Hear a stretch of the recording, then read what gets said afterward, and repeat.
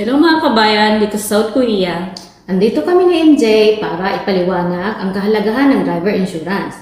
At kung bakit natin ito kailangan. Joy, nagdadrive ka na ba? Oo, nung nakaraan pa. Meron ka na bang driver insurance? Wala pa.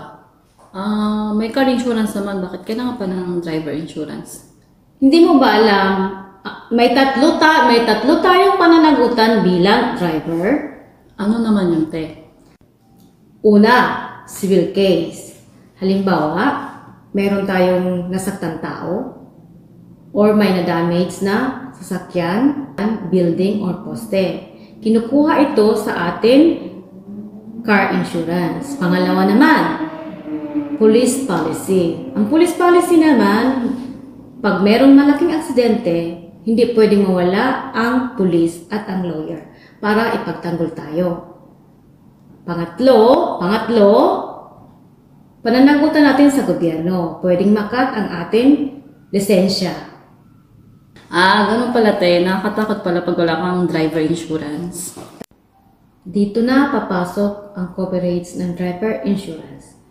Kaya natin kailangan magpagawa or kumuha ng driver insurance dahil dito sa 5 na pinaka-importante. Una, penalty. Halimbawa, sa mabilis nating pagpapatakbo ng sasakyan, meron na aksidente. O kaya naman, aksidente sa eskwelahan. Kaya, namatay ang nabangga mo. Makukulong ka at magbabayad ka ng malaking multa. Pangalawa, yung lawyer fee. Halimbawa, naka-aksidente, tapos kailangan natin ng abogado, sagot yan ng driver insurance. So, hindi mo na kailangan gumastos ng sarili mong pera. Pangatlo naman, yung nabangga mo or nabiktima mo na admit sa hospital. Dito din kinukuha ang ibabayad sa hospital.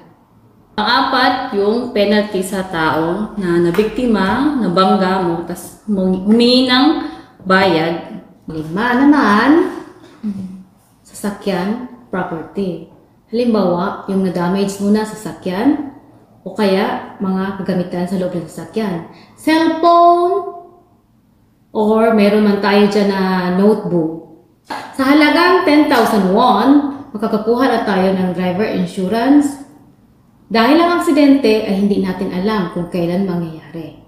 Tama yun. Kaya nakakatakot ng walang driver insurance dahil sa mga aksidente ngayon sa kalsada. Ano pang inaantay ninyo? Tawag na! Tawag na! Bye-bye!